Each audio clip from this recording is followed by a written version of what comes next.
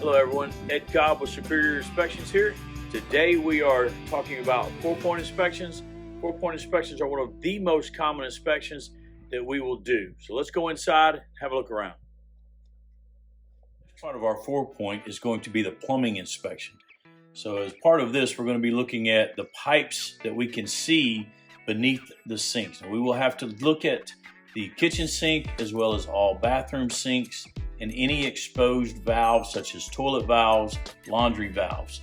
So what we're looking for is we're looking for any kind of leaks on the waistlines, anything dripping from the supply valves, any kind of corrosion that we see around the supply valves.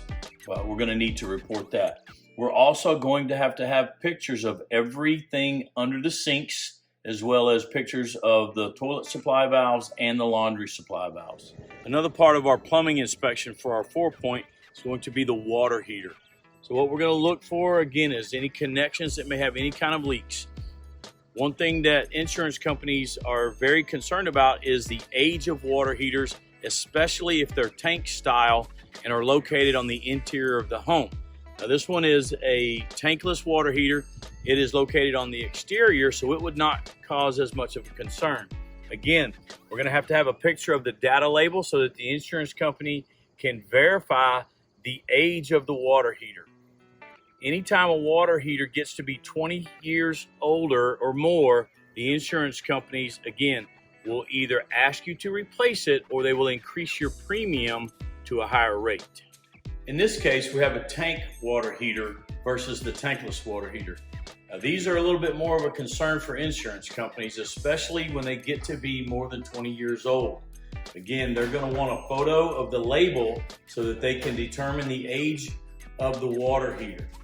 Also, we want to make sure, again, that there's no leaks, that it has a pressure relief valve in place, and that the extension for the pressure relief valve is the proper one. Another part of the 4-point is the HVAC inspection. So we're going to have the unit running so that we can listen to it to make sure that the fan and motor is operating properly, that the unit's not making any loud noises or sounding like it's having any issues. While we're out here, we are also going to get a picture of the unit itself as well as a picture of the data label so that the insurance company can verify with the photos the actual age of the HVAC system.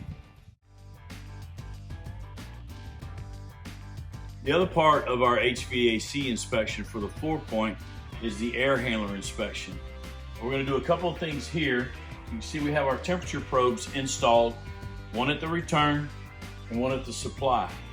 We'll take the difference between these two readings and that will determine how well the unit is operating.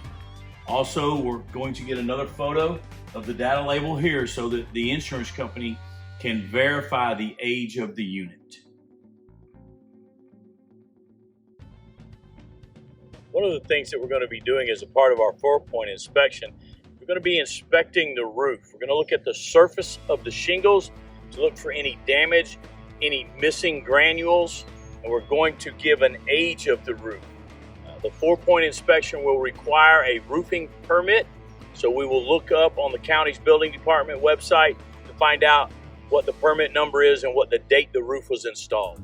So another part of our 4-point is going to be the electrical panel inspection. So we're going to check the panel, make sure that it's labeled properly. We're going to remove the dead false front so that we can see inside the panel to make sure that everything is wired properly, that there are no double tap breakers, open breaker slots, or any other issues that we need to report. There are 2 different types of electrical panels that insurance companies will not insure, or they will insure them but at a much higher rate. One of those is the Sylvania Challenger. The other is the Federal and Pacific panels.